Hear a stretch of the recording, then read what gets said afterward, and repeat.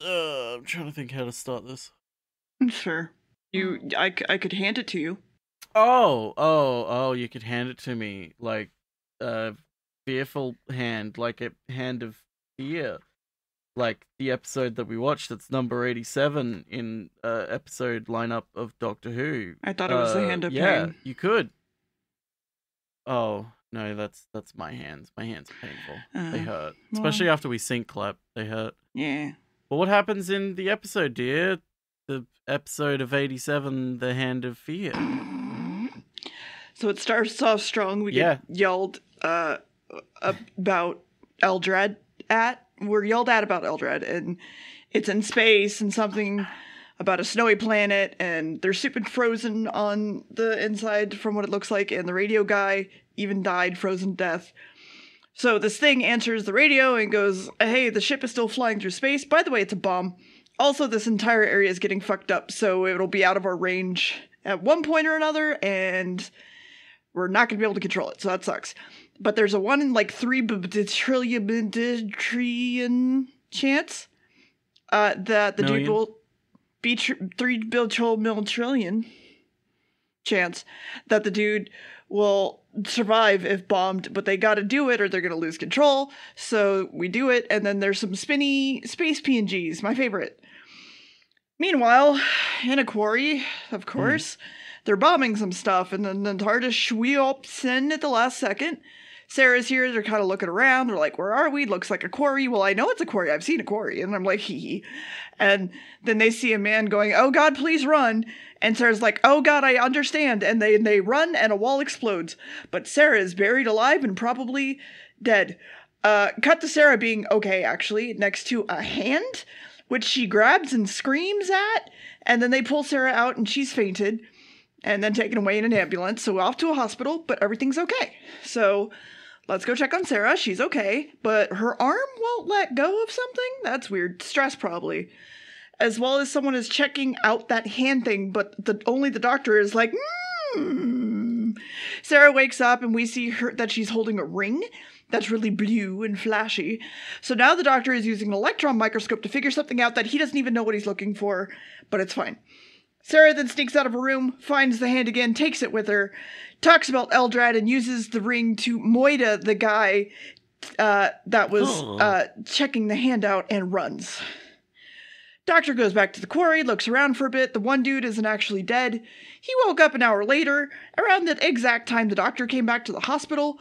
But when the dude meets back with the doctor, he's kind of acting weird. Then they look back at the electrons, and it's changed. It's gotten all weird because it's absorbing radiation.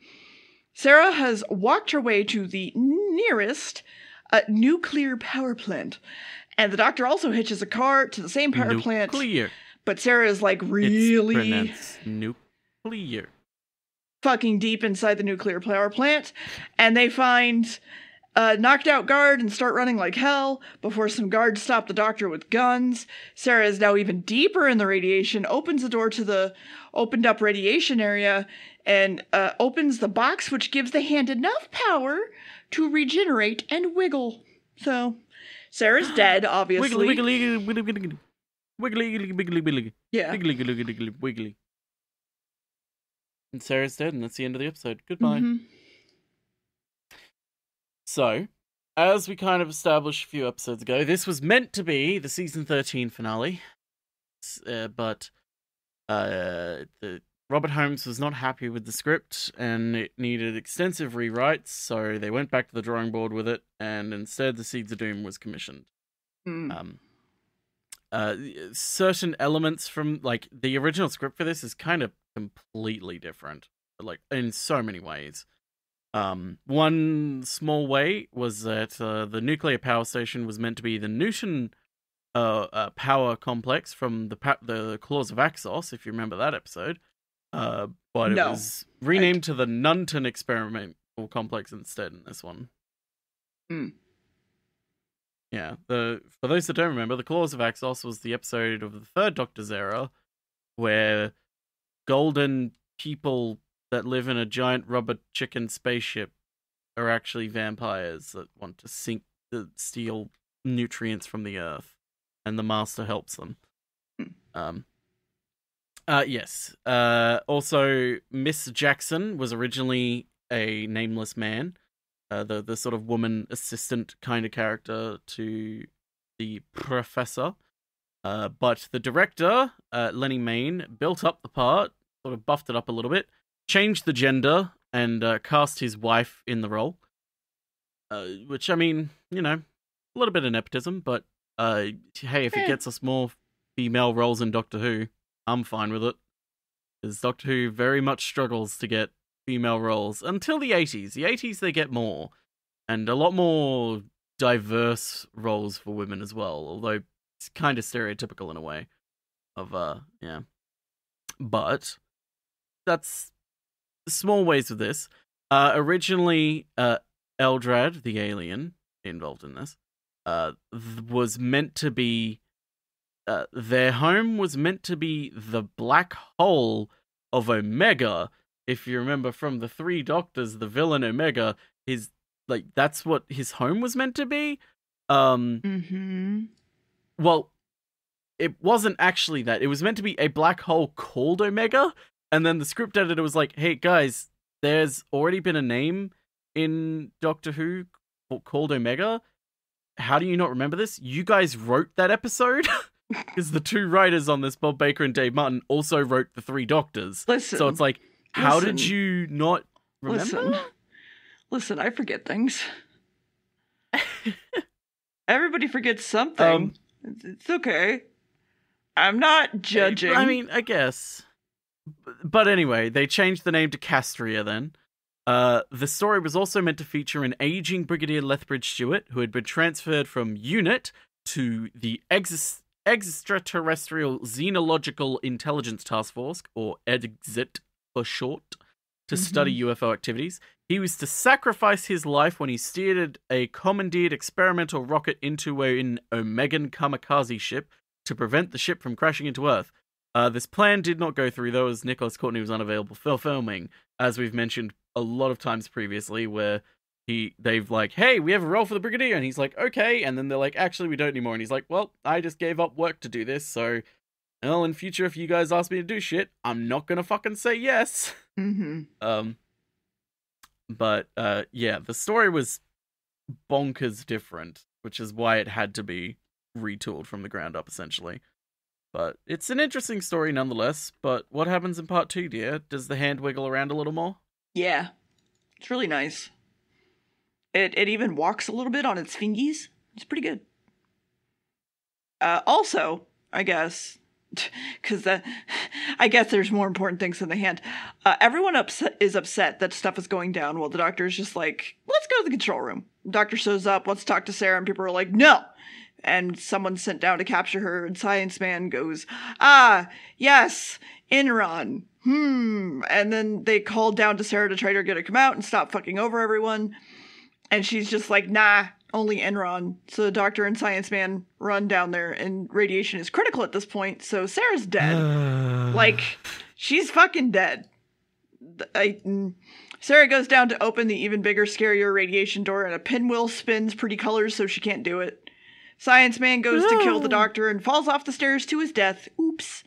Then the owner of the nuclear power plant calls his wife and goes, "Hey, for no reason whatsoever, tell the kids I love them, and I love you too." And it's like... Yeah, it's a really, like, harrowing and, like... It feels entirely out of place. Dour scene. It does feel kind of out of... I wouldn't say out of place, but it's like, you don't get this scene in Doctor Who. And there's a few scenes like that with this character specifically, where it's like, you don't get this scene in Doctor Who. You don't get the scene of, like, a character, like, a side character in the story calling their, like, loved ones at home because, like, they're about to fucking die. And then, like, you don't have a character of, like a scene of characters picking up the pieces after the doctor's left. Like, you don't really get those. It's weird, but it's like, I like it. Like, I wouldn't like it if every episode was like this, but it's a nice way to sort of spice things up a little bit, I'd say. Yeah. Okay, so, Sarah can't seem to get the door open, and the doctor just kind of falls into the room, goes, yeah, I love Enron too. I bought some of its stock. Knocks her out, leaves with her. And then they both left, the hand and the magic ring inside the room, and they go into decontamination. Everything is totally A-okay, right? Radiation sickness. Sarah's having fucking nightmares on the table, then wakes up very confused. The owner comes down and goes, what the fuck? But for whatever reason, Sarah apparently isn't radioactive at all, which is weird. Doctor explains everything's okay because they asked, but everyone is like, I only sort of believe you in this story, but then they see the hand on the monitor moving, and they're like, okay, I believe you, I guess. And they send a man down there to grab the hand and put it in a box, and the idiot picks the ring up, therefore being brainwashed. He kind of looks like Matthew McConaughey. Like a stunt double for Matthew McConaughey, honestly. Sarah is asked to... stunt double, that's the best way of describing it. Mm-hmm. Sarah is asked to concentrate and goes into a fucking trance, but she's asked about Elrond and Enron, and she just keeps talking... Elron Hubbard. Yeah. She keeps talking about Enron and its stocks, and down in the reactor, McConaughey is being evil. Sarah is basically unhypnotized, and she and the doctor head back up to the control center. They easily catch on to the fact that the ring brainwashes people to fucking hell, and security calls up and says that the hand is knocking on the door. That's not great. McConaughey is also asked about the hand knocking on the door, kills the security guard to get the hand, and then the doctor goes down, realizes what happens, goes after McConaughey and the hand. Too bad McConaughey has a key to the giant radiation safe, so they call for a full evacuation, but it blows up in the control, everything blows up in the control room when the door is opened, and basically everybody's probably gonna die because that's a lot of radiation. If you ever seen Chernobyl, watch it, it's pretty good. Yeah, there you go. It is. The event, not the show. Well, yeah, no shit. Just go if you straight. haven't watched live footage of the Chernobyl nuclear power plant exploding, you should. It's fantastic. You should. I mean, honestly, just go straight so there. So many people died. Yes. Are we terrible people? I don't know. Oh, fuck. Oh, God. Well, actually watch the show, though. It's really good. It is. Mm-hmm. But it's like one of the few things that we agree on show and media-wise. Oh, there's a lot that we agree on. We just tend to not... The thing is, we tend to not have... we tend to not talk about the things that we agree on because we don't need to, because we agree on it already. It's like, well, we both know we already like this thing. Yeah. So it's like, well, that's it. But speaking of Chernobyl, here's something that's completely not related to Chernobyl. So, in the episode when Sarah is being released from Eldrad's influence, we have fun here. Speaking of having fun here, Sarah, after she is done being hypnotized and the doctor brings her back to normality, and they're like, let's go, and they walk into the next room, and Sarah just looks at him and just says, Eldrad must live, and he goes, what? And she goes, just testing. That's actually not in the script. That was Elizabeth Sladen pranking Tom Baker and trying to get him to break character and laugh on set. But it seemed so in character for Sarah to do it that the director just kept it in the episode. Amazing. Which I mean, it does fit. You kind of don't notice that it's not in the script. Other than that, also in other versions of the script, a key character, Lieutenant Hawker, was meant to be replaced by Harry Sullivan. He was meant to come back again, along with the Hand.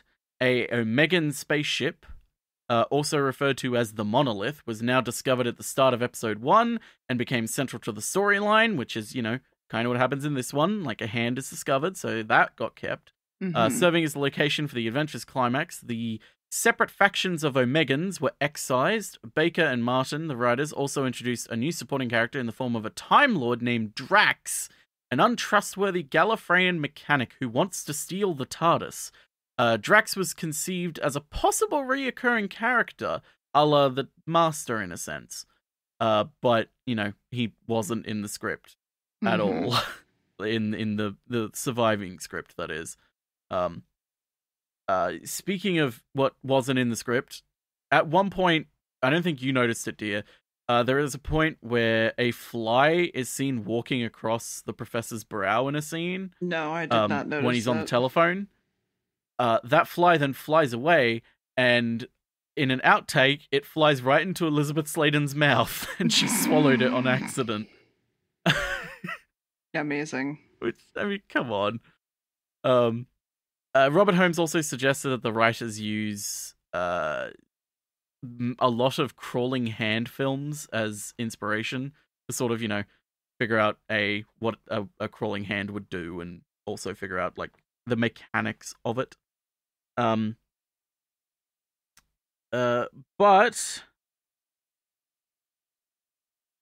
yes, that's all for now. I'll save some more for later because there's a lot to talk about, but I don't want to spoil anything in the episode, even though I've spoiled a lot of things in the episode. What happens in part 3, dear? So everything seems to be okay, so they just kind of shut the door. But there's no radiation in here, and that's weird, and everything's normal. The nuclear explosion apparently happened, but it was absorbed by the hand. And McConaughey is dead. But the hand's okay. Oh. There's some ridiculous noise coming from the inner safe, and now there's a nuclear strike incoming to the spot, because, you know, if it absorbs nuclear radiation, just nuke it. It's fine. But also the door to the safe is now being melted, so that's not good. Too bad a fucking nuke is gonna go to do nothing and give it more fucking power. And the doctor really just wants to watch it, so he stays where he is to watch the nuke, but the missiles do nothing. And now there's a voice in the safe, as well as a lot of dry ice. Enron is alive and well, and no longer bankrupt. And they've taken form of a human, so it's time to destroy them, right? And everybody on Earth. Yep. And the doctor and Sarah walk back to the plant to get shit done. Oh, look, the door's wide open, so it's safe. That can't be good. Then Enron confronts them, says, hey, I absorbed those bombs. Why are you not from Earth? And apparently Enron was betrayed and obliterated. It's been like 150 million years. But she knows about Time Lords and mind wiggles the doctor so hard that he falls over. And apparently Castria was given full life and shit because of Enron, and then a war started, fucked up shit, and then Enron also thinks someone else is here, and they go, nah, it's just us. As we see, the owner with a gun, of course, run around, who, of course, instantly tries to shoot Enron. When they see her, they run, she attacks, doctor stops her, the owner is like, I shot her so many fucking times, and the bombs, no one's gonna believe this. Oh, God. And Sarah doesn't understand why they're helping Enron when they get into the TARDIS, because apparently nothing can be attacked. Nothing can attack. You can't use guns in the TARDIS, apparently. A state of temporal grace. Yeah. They need to trust Enron here on her planet now, because there's a hurricane on this planet that's been blowing forever. And in that dome from earlier, because they've landed on her planet, we see that no one's alive anymore and there's no power. But then we push a button and we get power from the core of the planet, so we're all good. But then they open up a door to go into an elevator, to go down and find the others that may be here. Enron gets shot in the fucking heart. Yeah, there you go. Yeah. That's it. Oh, and yeah, Enron's dead. Yeah. Long live Enron. Yeah. I sure hope you didn't buy any stocks in it. Right. Whoops. Yes. So, real quick, I will spoil something. Just because there are other things that I want to talk about at the end. At the very end, Sarah Jane is whistling a song called Daddy Wouldn't Buy Me a Bow Wow, which makes sense when Dia describes the scene, trust me. Elizabeth Sladen can't actually whistle. Really? So it's not her whistling. Well, at the time she couldn't whistle. So it's not actually her whistling, it's the director whistling for her. And when you know that, if you go back and watch the scene, it seems pretty obvious, because like you look at it and it's like, that's like the movement of her mouth does not match the whistling, so it's like, oh, okay, yeah, I can see it now. But I find that weird. It also has a fun lead in to the Sarah Jane spin-off show that happened in the 80s, which the what? We will actually do an episode on one day. They made a pilot. It did not succeed. And it is the most 80s thing ever. Well, not the most 80s thing ever, but like the most like low budget 80s depressing thing I've ever seen, I guess.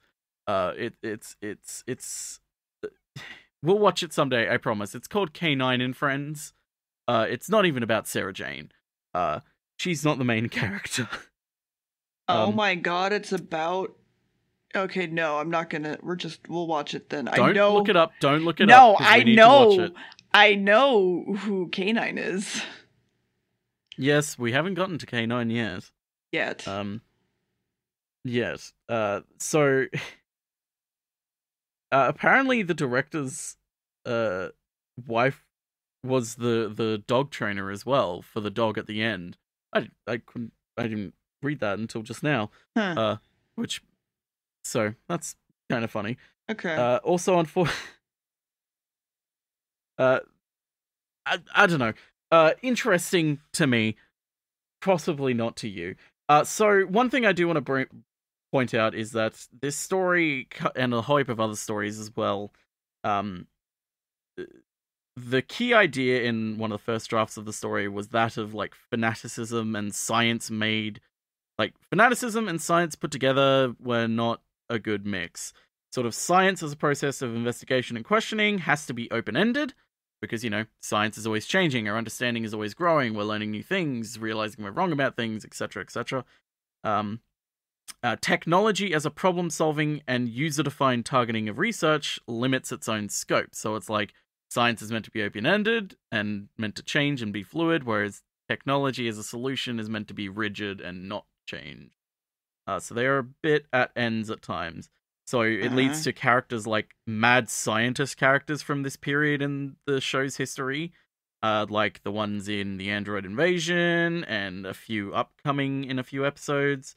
They feature, especially from this era, like 7 out of 9 stories feature villains who are either scientists or patrons of the sciences, and are in fact fanatical technocrats. So think back to like the Brain of Morbius. You have I forgot what you called him, the scientist in that one, where he's a scientist, but he's also like a religious fanatic, cult fanatic. You have the Android Invasion, where it's like... Wait, the Brain of Morbius was Frankenstein and Igor. Frankenstein, yeah.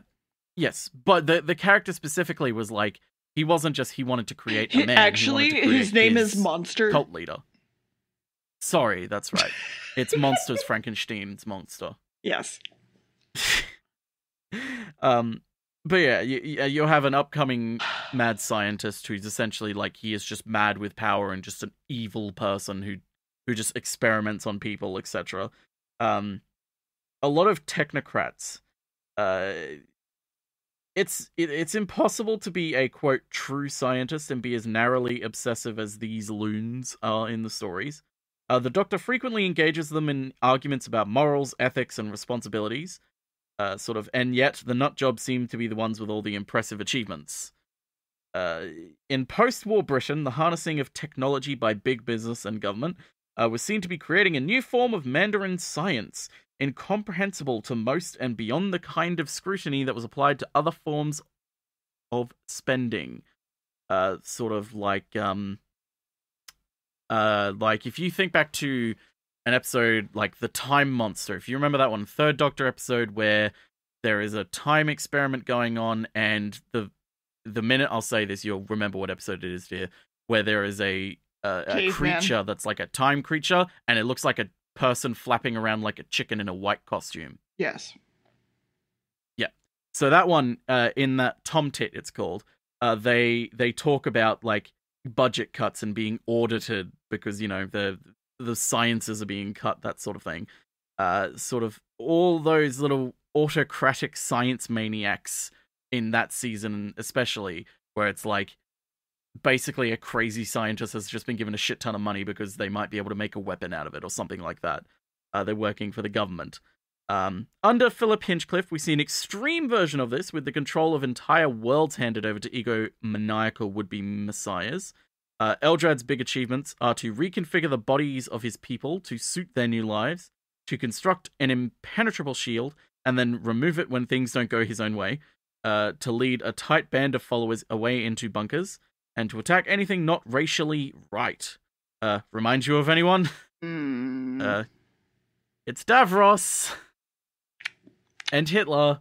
It's a Hitler. No, a child. A child. It's a technocratical fascist, essentially.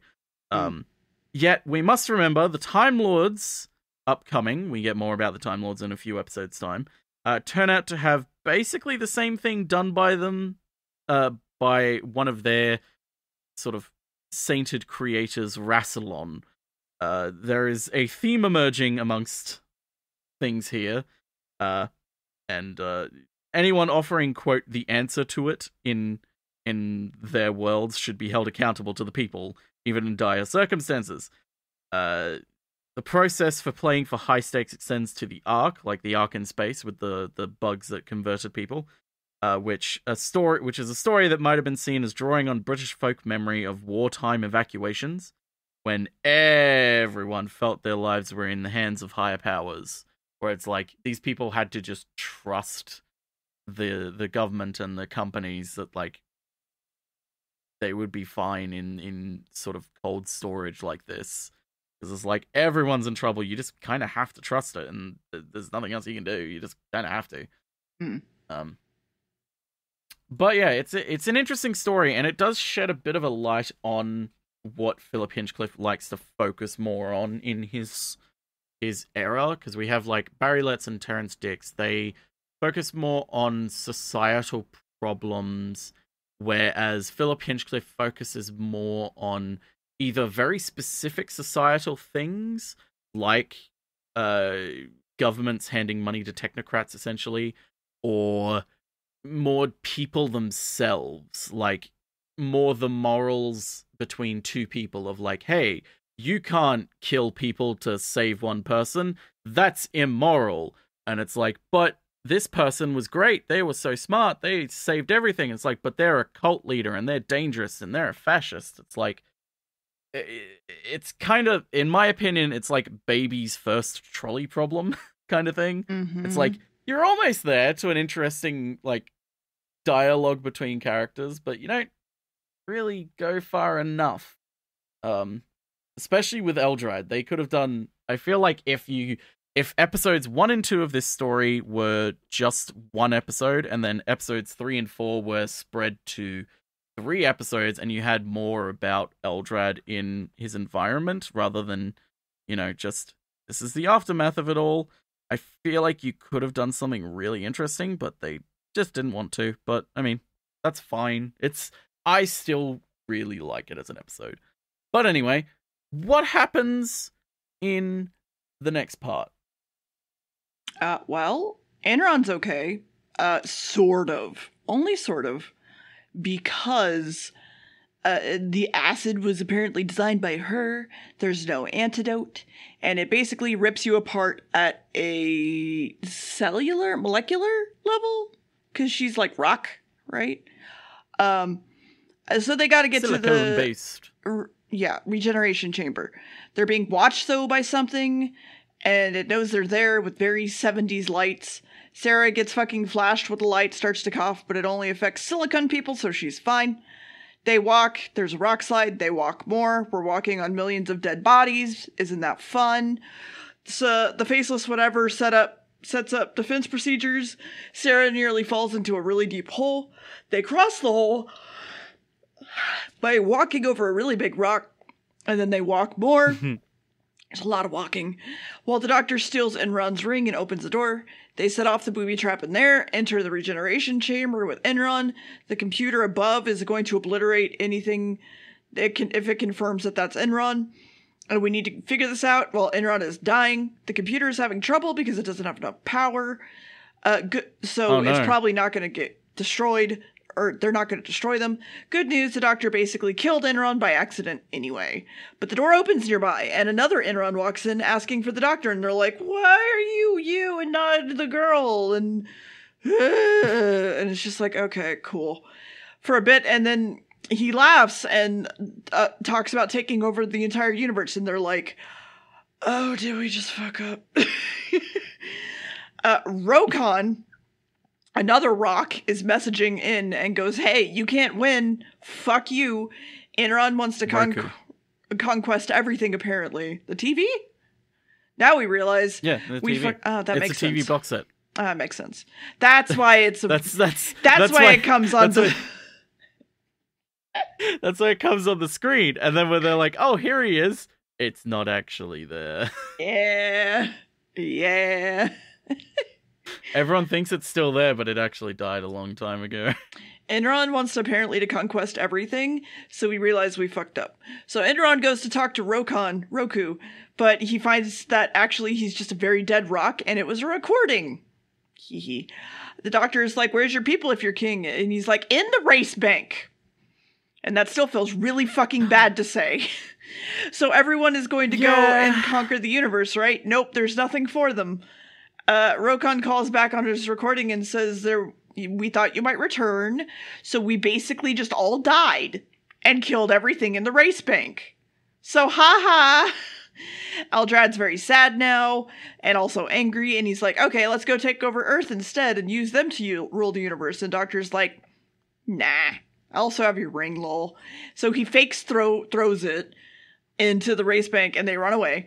And then they take his scarf and trip him when he runs past them into that really big hole that Sarah almost died in. And also throw the ring in there. Also, he's probably not dead, so I don't know why they threw the ring in there. It's fine. Back to TARDIS, and away they go. The TARDIS is also fucking around because the temperature might have messed with something. Sarah is like handing him tools, and she's like, I don't know why I'm fucking with you. Like, I almost die all the time. I'm sick of being shot at. I'm sick of being cold. I want to shower. I feel disgusting, which I know how that feels. So, like, mood. And the doctor is, of course, not listening to her, and she's like, fine, I'm just gonna leave. Like, you're not even talking to me. And she goes to leave. And then the doctor gets 70s brain fucked from Gallifrey. All the way from Gallifrey. And we can't take Sarah there. So we should probably get her back home. So this works out. And then Sarah comes back. She's like, wait, you're going to Gallifrey? I want to go to Gallifrey. And the doctor's like, I really can't do that. So they land in London outside of Sarah's home. And it's just kind of awkward and a little bit sad. And she's like, okay, bye. And then the TARDIS swooshes away. And Sarah realizes that she isn't even in her hometown because the doctor is a fucking idiot. And so she talks to a dog for a bit and then walks off whistling. So, yeah, there you go. There you go. That's it. Sarah's gone. Yep. So, like, actually, it's funny you say he's probably not even dead, because what? There is a sequel to this story. Part one, he is actually dead. He falls and he dies, that's it. The sequel to this is that essentially another part of Eldrad, from when he was initially destroyed, is found on Earth in 2013 by the Fifth Doctor and his companions. And there's an interesting element to it where, spoilers for Eldrad Must Live. Spoilers for Eldrad Must Die, it's called. It's called Eldrad Must Die. It's the 172nd entry in the main monthly range series for Big Finish. Mm-hmm. Highly recommend you go listen to it. It's pretty good. It's not the best one in there, but it's a pretty fun one, and it's a fun sequel to this one. The kind of elements of that is that it's not just Eldrad. There's actually another member of his species, and they have like a back and forth where it's like people are being hypnotized in the same way of like either they're saying Eldrad must live or Eldrad must die, because this one has been tasked with like tracking down all of the pieces of Eldrad and destroying them so Eldrad can't come back. And it's like you have moments where like two people who are hypnotized are like, Eldrad must live, no, Eldrad must die, and they're like hypnotized, like wrestling each other to get pieces. It's fucking ridiculous. But at the end, Eldrad essentially comes back again and is like, hey, Doctor, you have a time machine. Take me back in time to when I was imprisoned, but before I got taken away, and I'll free myself. And the Doctor's like, I can't do that. That's a paradox. And Eldrad's like, I don't fucking care. And the Doctor's like, okay, fine.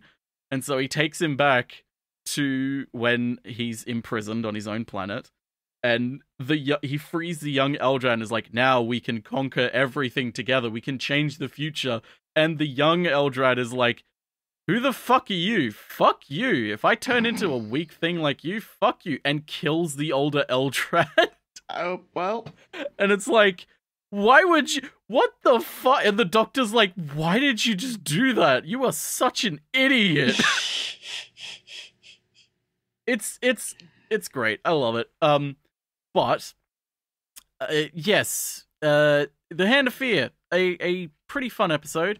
Lots to it. A lot of things cut. This is one of those episodes where the episode was completely rewritten, but A, I kind of agree with the rewrites, and B, I feel like the rewrites didn't ruin the story, because there are a few other episodes where, like, the rewrites just make the episode fucking boring.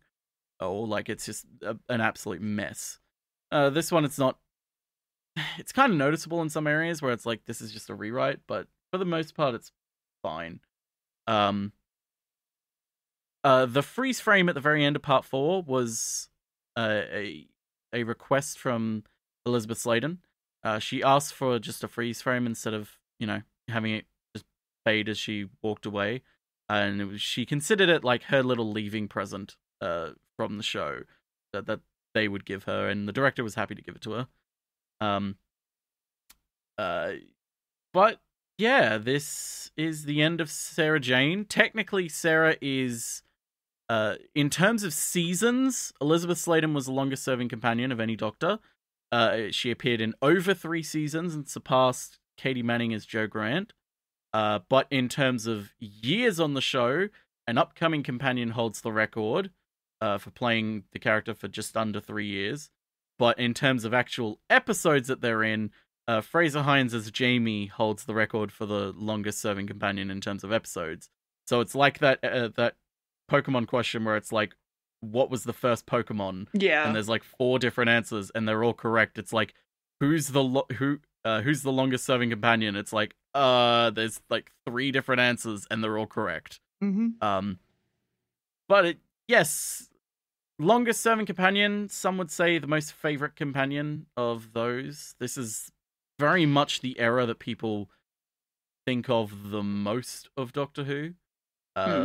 Just the Doctor and Sarah. There are some more people who would remember the next sort of companion and era and after as well.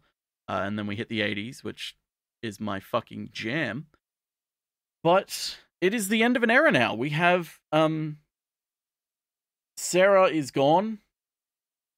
Love her, but also I kind of, as much as I love the relationship between the two, I do think it was about time for them to shake things up a bit.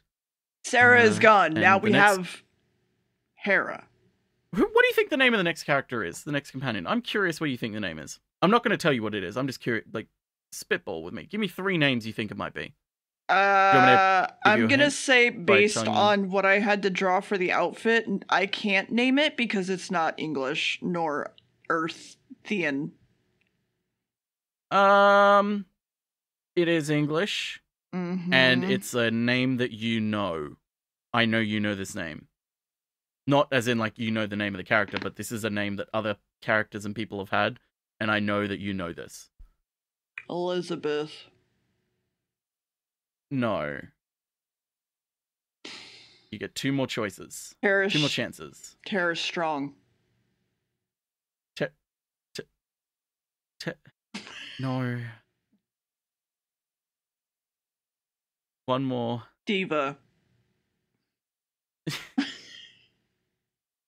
I hate that you're actually kind of close with that one. No, go ahead. But no, I'm not telling you what it is. I told you, I'm not going to tell you what it is. You have to, you'll figure it out when we get to that character. So Hand of Fear, What do you think, dear? Oh, that rhymed. I'm a poet, but I did know it. Shut the fuck up, you fucking big-footed freak. 5. It was not bad. There are parts that I was just like, yeah, okay. The fact that, like, there's actually some massive envy energy from Enron that I'm just kind of like, huh. That's not terrible. There's a lot of aspects to Eldrad that I really like. The whole, like, Enron? Eldrad is just a woman, Enron, whatever you want to call them. is just a woman because they base themselves off the first creature that they found, which was Sarah, and then it's like they just changed to be a main again, and like Enron doesn't comment on it other than explaining it to the Doctor and Sarah, who obviously, 70s mentality are like, I think the one line in it where it's like, this is, you could construe this as like a little it bit, was Sarah just being say, like, when did she turn into he? And I'm just like, yeah, Sarah just like looks at Enron and goes, she's a he? Yeah, it's and like just that's like, it. And then Enron explains it, and it's like, it's not the best, but I mean, it's also it not could be like worse. Oh my god, she was a he all along. Oh my god, this is so disgusting. God, like it's not as bad as it could have been. Yeah. Considering like gestures to any sort of depiction of transgenderism in media, where it's like, I mean, there are quite a number of people who will say that Eldrad is like kind of a great villain, especially like woman Eldrad. Like when the episode 4 and 5, Eldrad kind of takes a back seat because, dead for the most part. But woman Eldrad is like kind of a really neat villain. And is like, I actually wouldn't mind if they kind of brought Eldrad back in the new series in some sort of way, because it's like, she is absolutely a girl boss. They could turn her into a girl boss in the best kind of way, and the worst kind of way, which they probably would, but in the best kind of way as well. And I would love that. Yeah, I would absolutely love like we're talking like 70s style, Poison Ivy style villain, where it's like the villain's not wrong, she's just evil about how she's going about it. Yeah, where it's like, how Poison Ivy nowadays is like, she's not really evil, she just is kind of extreme with her actions. Yeah. Where it's like men are really shitty and she just like punishes them in a sense. Like, environmentalism and feminism. Exactly. And it's like with Poison Ivy, it's very extreme, but it's like with Eldrad, you could do something neat there too. And I mean, you could lean heavily into #girlboss, but also you could do it in an actual fun way or an actual good way instead of just, Yeah, so anyway. She's a woman, that means it's empowering. Yeah. But anyway, that's Hand of Fear. It's a neat story. Honestly, probably a good example of Elizabeth Sladen and Tom Baker's relationship together as companion and doctor, as well as the side characters are pretty strong. But other than that, Hand of Fear, Sarah's gone. Bye-bye, Sarah. Bye, Sarah. Next up, Dear, the next episode. There are 3 words. The first word is the. Which word do you want to guess? The second word or the third word? Whichever one I might actually know. Do you want to guess the noun or the adjective, I guess? You'll know both words. Noun. You don't know? You want to guess the noun? Okay, so it's the deadly blank.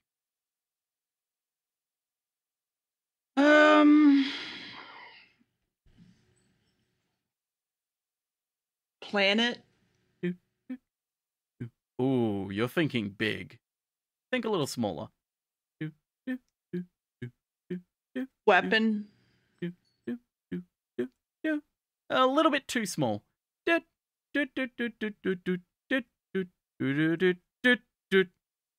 Person. Oh, so close. You got it right with the scale, but it's not the deadly person, because that's an awful title. It's the deadly assassin.